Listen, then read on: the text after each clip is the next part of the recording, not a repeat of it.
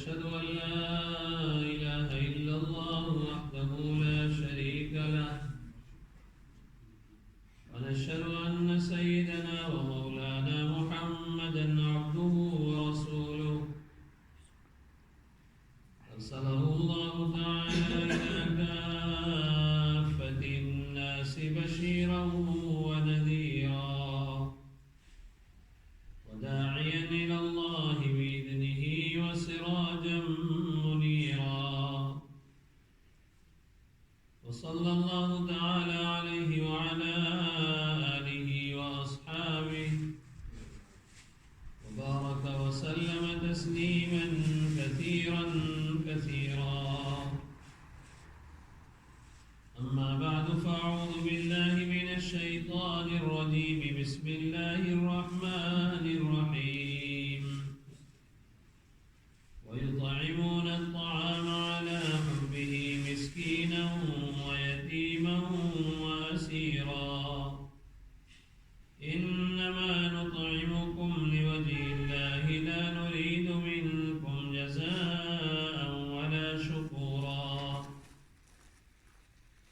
وعن عبد الله بن سلام رضي الله تعالى عنه أنه قال سمعت رسول الله صلى الله عليه وسلم يقول يا أيها الناس أفشوا السلام وأطعموا الطعام وصلوا الأرحام وصلوا بالليل والناس نيام تدخلوا الجنة بسلام. صدق الله العظيم وصدق رسوله النبي الكريم ونحن على ذلك لمن الشاهدين والشاكرين والحمد لله رب العالمين. إن الله وملائكته يصلون على النبي يا أيها الذين آمنوا صلوا عليه وسلموا تسليما. اللهم صل محمد کے ساتھ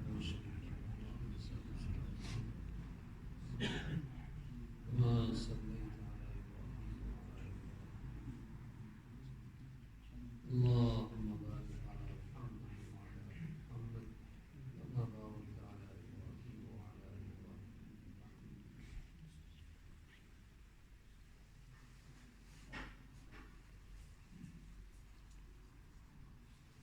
عبداللہ بن سلام رضی اللہ تعالیٰ عنہ کی اس حدیث کے حوالے سے رسول اللہ صلی اللہ تعالیٰ علیہ وآلہ وسلم کی محبت اور آپ کی شفاعت اور آپ کی زیارت، محبت، شفاعت اور زیارت، اللہ ہم کو سب نصیب فرمائے.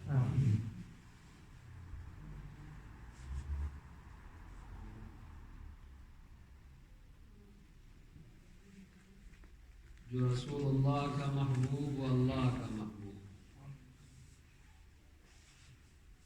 جو رسول اللہ سے محبت نہیں کرتا وہ اللہ سے بھی دور.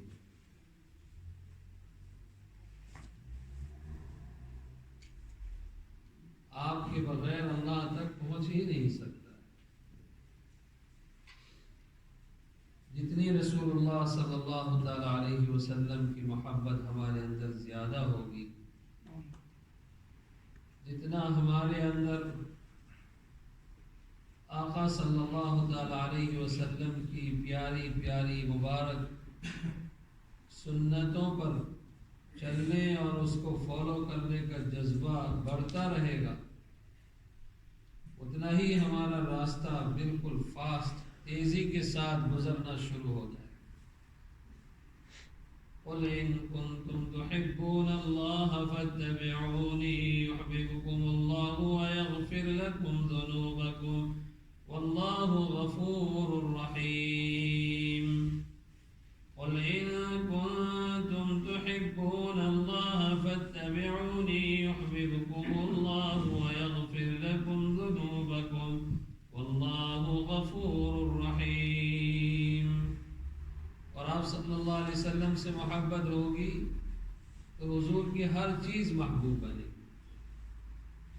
حضور کے مدینے سے محبت ہوگی. اللہ ہمیں عطا فرمائے.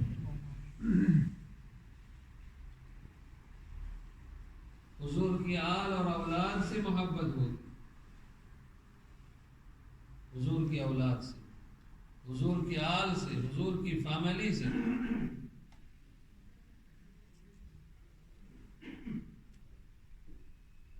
آپ صلی اللہ علیہ وسلم کی آل، آپ کے اہل بیت،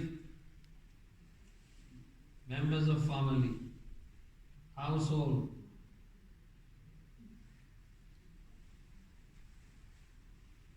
تو رسول اللہ صلی اللہ تعالی علیہ وسلم کے پردادا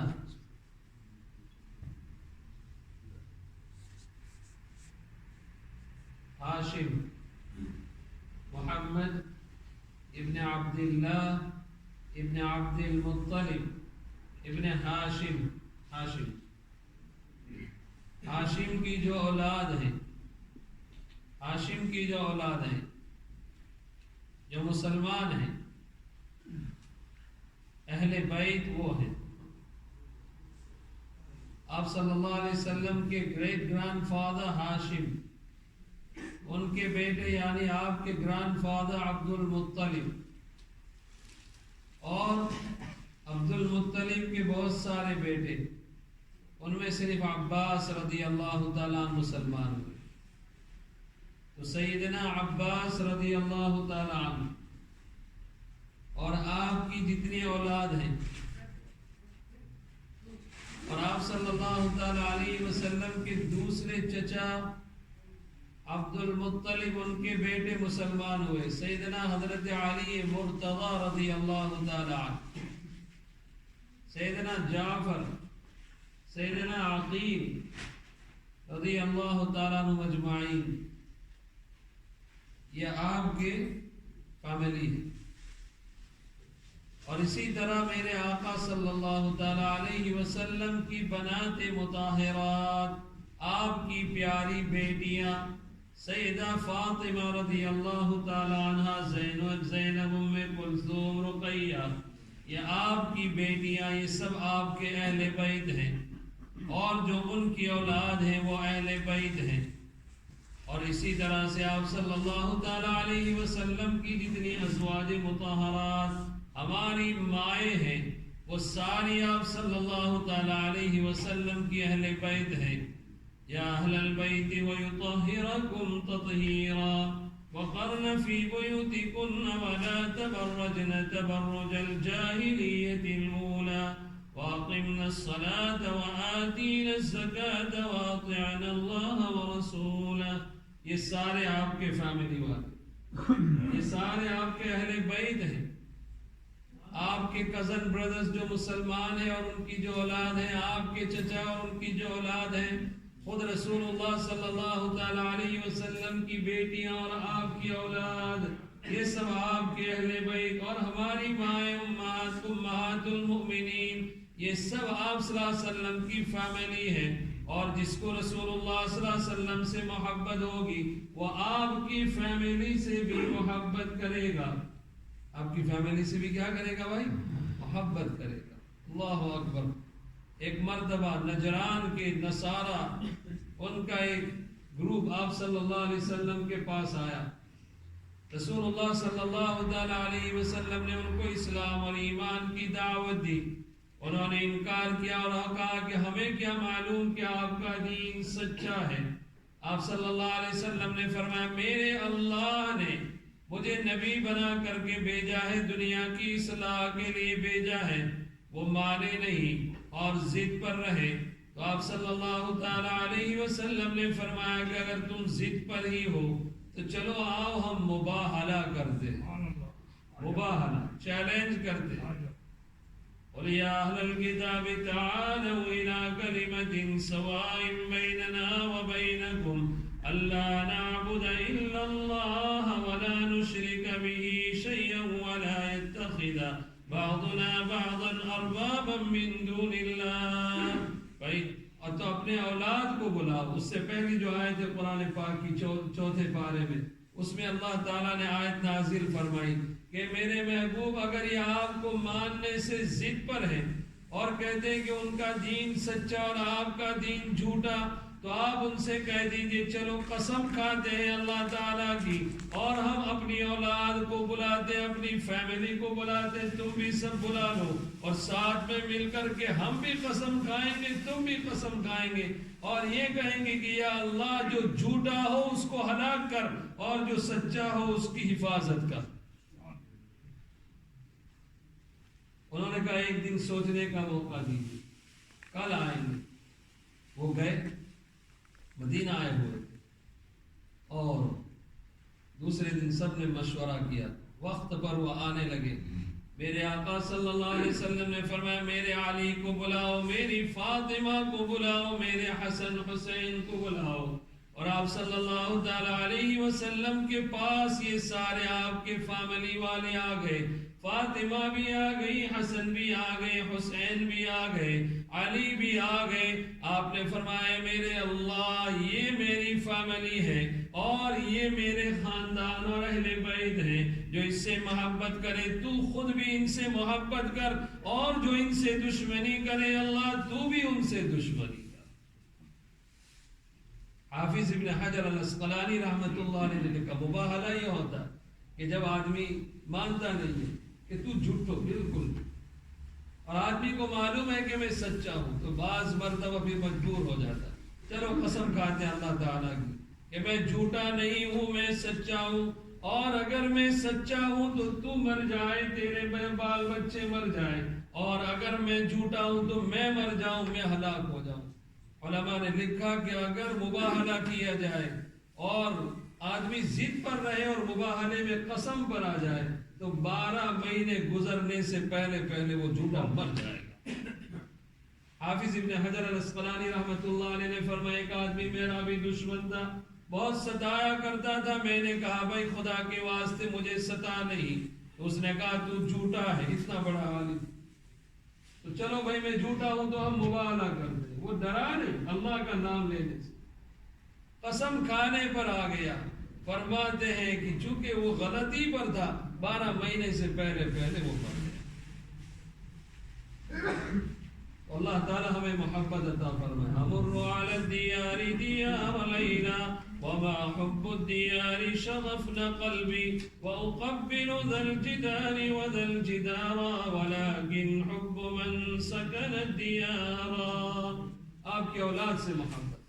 بغداد ایک مرتبہ سفر کا زمانہ تھا، لوگ سفر کی تیاری کر رہے تھے، سفر کی تیاری حج کے لیے، حج کا زمانہ تھا۔ اس زمانے میں حج، اللہ اکبر، کئی مہینے لگتے تھے وہاں پہنچنے کے اندر۔ تو ایک آدمی، بڑے نیک صالح آدمی، انہوں نے بھی حج میں جانے کا ارادہ کیا اور اس کے لیے ساری تیاری شروع کر دی۔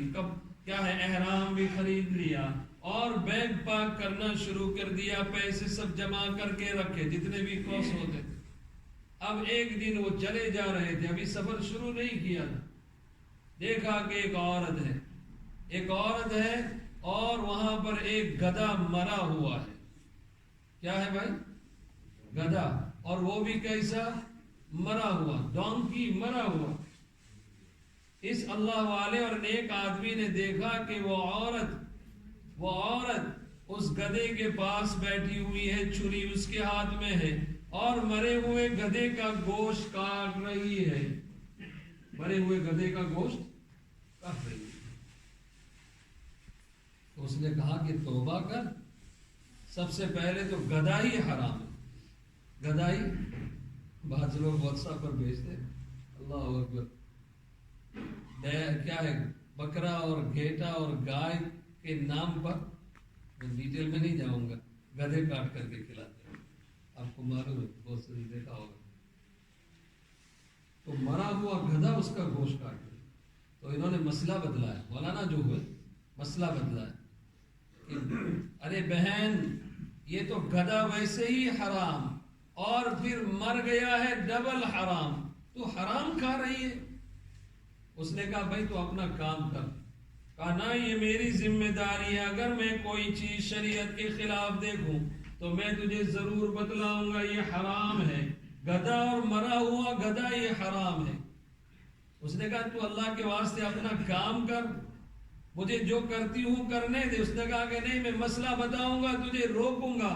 اچھا کہا بہت بڑے مولانا صاحب ہو گئے، مسئلہ بتا رہے ہو تو پھر یہ بتلاؤ کہ اگر کسی آدمی کو اتنی بھوک لگی ہو کہ اس کے پاس کھانے کے لیے ایک نوالا اور ایک ٹکڑا بھی نہ ہو، اور پھر اس ٹکڑے کے نہ ہونے کی وجہ سے اگر وہ مر جائے، کئی دن کا آدمی بھوکا ہو اور کئی دن سے اس نے کوئی چیز چکھی نہ ہو، اتنا بھوکا ہے کہ اب وہ اگر کچھ نہیں کھائے گا تو مر جائے گا، اب کیا مسئلہ ہے مجھے بتلاؤ، اب کیا مسئلہ ہے؟ ایسے موقع پر حرام کھانا شریعت نے جائز کیا ہے کہ نہیں کیا ہے؟ استغفر اللہ، کیا مطلب؟ تو اتنی بھوکی ہے؟ اس نے کہا میں نے پہلے ہی کہا تھا اپنا کام کر۔ کہا نہیں مجھے اپنی حالت بتلا۔ تو اس نے کہا کہ میں دکھیا، اپنی حالت تجھے کیا بتلاؤں، میں تجھے کیا بتلاؤں، میں تجھے یہ کہتی ہوں کہ اللہ اکبر، میرے شوہر کا کئی دن سے انتقال ہو گیا اور وہ ایک ہی آدمی کمانے والا تھا، لا کر کے میرے اور میری بیٹیوں کا پیٹ بھرا کرتا تھا، چار میری جوان بیٹیاں ہیں اور میں ایک بیوہ ہوں۔ کئی دن ہو گئے میرے شوہر کے انتقال ہوئے، لیکن کئی دن سے میں نے اور میری بچیوں نے کچھ بھی نہیں کھایا ہے، کچھ بھی نہیں کھایا، مرنے والے ہیں ابھی۔ اور تجھے یہ بھی بتاؤں کہ تو جو مسئلہ بتلانے آ گیا، میں اس کوئی لو کلاس عورت نہیں ہوں، بلکہ میں تیرے نبی کی اولاد ہوں، میں تیرے نبی کی اولاد ہوں، میں سید عورت ہوں، سید ہوں، اور غریبی نے، محتاجگی نے اتنا مجبور کر دیا کہ یہ گدھے کے پاس میں آ گئی۔ حالانکہ سید وہ ہوتا ہے جو میرے آقا صلی اللہ علیہ وسلم کی اولاد ہو۔ اللہ کے رسول صلی اللہ علیہ وسلم نے فرمایا کہ تمہارے ہاتھ کا میل، زکوٰۃ، صدقہ، وہ مجھے اور میری اولاد کو نہ دینا، ورنہ تمہاری زکوٰۃ بھی ادا نہیں ہوگی، اس لیے کہ ہم تو بڑے اونچے لوگ ہیں، للہ کھانے والے ہیں، زکوٰۃ صدقہ ہمارے اوپر نہیں لگتا، زکوٰۃ نہیں دے سکتے۔ صحیح۔ تو اس آدمی نے سوچا کہ اوہ، جس شہر میں میں رہ رہا ہوں، میرے آقا صلی اللہ علیہ وسلم کے خاندان کی ایک عورت بچیوں کے ساتھ اتنی بھوکی اور اس کی جان کی پڑی ہوئی ہے، میں حج میں جاؤں گا، 4-5 ہزار پاؤنڈ خرچ کر کے حج کر کے آ جاؤں گا، لیکن یہ تو بھوکے لوگ بھوکے رہیں گے، چلو میں حج کو چھوڑ دیتا ہوں۔ ہمت کی اس نے، اور حج کے لیے جتنے پیسے جمع کیے تھے وہ سب اس عورت کو دے دی، اور کہا چلو میں بھی تمہارے ساتھ چلتا ہوں، بازار میں تمہیں شاپنگ کرنے میں بھی مدد کروں گا۔ چنانچہ وہ شاپنگ کر کے لے گئے، بیگز کے بیگز گھر لے گئے، اور باقی سارا پیسہ اس عورت کے حوالے کر دیا، اس عورت کے حوالے کر دیا۔ جب وہ عورت گھر میں داخل ہوئی، چھوٹی سی جھونپڑی میں 4 جوان بچیاں شاپنگ کی بیگز دیکھ کر کے خوش ہو گئی۔ اماں تو مرا ہوا گدھا لینے گئی تھی، یہ کیا لے کر کے آئی؟ تو انہوں نے کہا کہ یہ اللہ کا نیک بندہ مل گیا، اس نے میری اور آپ کی مدد کر دی، میری اور آپ کی مدد کر دی۔ انہوں نے ماشاءاللہ اطمینان سے کھایا پیا، دن ان کے اچھے ہو گئے، لیکن دل میں افسوس رہا کہ میں حج میں نہیں گیا، اس سال حج سے محروم ہو گیا۔ اب سارا قافلہ حج والا چلا گیا اور حج کر کے لوگ واپس آئے۔ یہ صاحب کیا ہے، جتنے لوگ حج میں سے گئے تھے ان سب کو ملنے کے لیے جا رہے ہیں اور سب کو مبارکباد دے رہے ہیں، اللہ تمہارا حج قبول فرمائے، حج کی برکتیں اللہ سب تمہیں نصیب فرمائے۔ تو وہ آنے والے کہہ رہے تھے کہ اللہ تمہارا بھی حج قبول فرمائے، اللہ تمہیں بھی برکتیں عطا فرمائے۔ یہ آدمی حیران کہ میں حج میں گیا نہیں، کہا بھائی میرا حج، ارے بھائی پریٹینڈ کیوں کر رہا ہے؟ مینا میں تو ہم ساتھ میں کنکری مار رہے، مینا میں تو عرفات میں تو ہم ساتھ میں بیٹھے ہوئے تھے. کوئی کہہ رہا تھا مولانا صاحب ہم نے احرام میں یہ جاتے ہوئے دیکھا، آپ کی شکل بڑی نورانی، اور کیا آپ کی شان کے ساتھ طواف کر رہے تھے. کوئی کہہ رہا تھا ہم نے آپ کو دیکھا کہ آپ سعی کر رہے تھے، صفا مروہ کے درمیان دوڑ رہے تھے. یہ آدمی حیران کہ میں حج میں گیا نہیں، لوگوں نے مجھے حج کرتے ہوئے دیکھا، کیا ماجرا ہے مجھے سمجھ میں نہیں آ رہا ہے. اسی پریشانی میں یہ آدمی رات کو سو گیا. تو کیا ہوا؟ اللہ اکبر، آقا صلی اللہ علیہ وسلم کا دیدار ہوا. کیا ہوا بھائی؟ رسول اللہ صلی اللہ علیہ وسلم کی زیارت. آپ کی زیارت کرنا چاہتے ہیں؟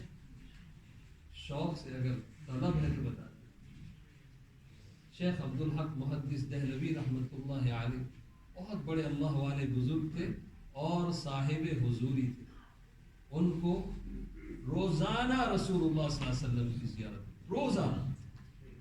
انہوں نے بہت سارے اعمال بتلائے، اس میں سے ایک عمل بتلایا کہ جو بھی مسلمان سچے دل سے حلال کھاتا ہو، حلال کام کرتا ہو، حرام سے بچتا ہو، اور رسول اللہ صلی اللہ علیہ وسلم سے دل و جان سے محبت کرتا ہو، آپ پر درودوں کی کثرت پڑھتا ہو، ایسا نیک مسلمان اگر یہ عمل 3 ہفتے تک کرے گا تو 3 ہفتے کے اندر اللہ تعالیٰ اس کو رسول اللہ صلی اللہ علیہ وسلم کی زیارت نصیب فرما دیں گے. کیا ہوگا بھائی؟ زیارت نصیب. اللہ مجھے بھی عطا فرمائے، آپ کو بھی عطا فرمائے. اور جس نے میرے آقا صلی اللہ علیہ وسلم کو دیکھ لیا کل قیامت میں، آپ فرمائیں گے یہ میرا ہے یا اللہ، میں اس کی سفارش کرتا ہوں. من رآنی فقد وجبت له شفاعتی، اس کے لیے میری سفارش لازم ہو گئی. شیخ عبدالحق محدث دہلوی رحمۃ اللہ علیہ فرماتے ہیں کہ شب جمعہ شب جمعہ کون سی ہوتی ہے؟ آج کی جو رات آ رہی وہ لاسٹ نائٹ جو گزر گئی، شب جمعہ اس کو کہتے ہیں، فرائیڈے نائٹ. عشاء پڑھے، سنت کے ساتھ وضو کرے، مسواک وغیرہ ساری چیزوں کا اہتمام کر کے جماعت کے ساتھ نماز پڑھ کر گھر جائے. اپنے تمام معمولات پورا کرنے کے بعد سونے سے پہلے مصلی بچھائے اور مصلی بچھا کر کے 2 رکعات نماز پڑھے اس ترتیب کے ساتھ جو شیخ بتا رہے ہیں. فرماتے ہیں کہ پہلی رکعت میں سورہ فاتحہ کے بعد 11 مرتبہ آیت الکرسی پڑھے. کیا پڑھے بھائی؟ 11 مرتبہ آیت الکرسی. اور دوسری رکعت میں 11 مرتبہ سورہ اخلاص پڑھے. اور ایک دوسری روایت میں ہر رکعت میں آیت الکرسی اور سورہ اخلاص 11 مرتبہ. جو آدمی اس طرح سے یہ عمل کرے، 2 رکعت نماز پڑھے اور اس کے بعد 100 مرتبہ یہ درود شریف پڑھے. اللہم صلی علی محمد النبی الامی وآلہ واصحابہ وسلم. اللہم صلی علی محمد النبی الامی وعلی آلہ واصحابہ وسلم. چھوٹا سا درود 100 مرتبہ اس نماز کے بعد پڑھ لے اور اس کے بعد اللہ سے دعا کرے الہ العالمین مجھے بھی اپنے نبی کا دیدار اور زیارت عطا فرما دے.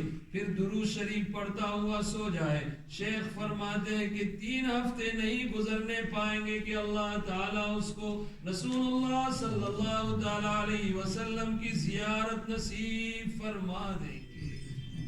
سبحان اللہ، اللہ اکبر. تو اس آدمی نے خواب میں رسول اللہ صلی اللہ علیہ وسلم کی زیارت کی اور آپ صلی اللہ تعالیٰ علیہ وسلم نے فرمایا رے بھائی تو سوچ رہا تھا کہ تو حج میں گیا نہیں، لوگ کہہ رہے تھے کہ تو حج میں گیا، تجھے حج میں دیکھا.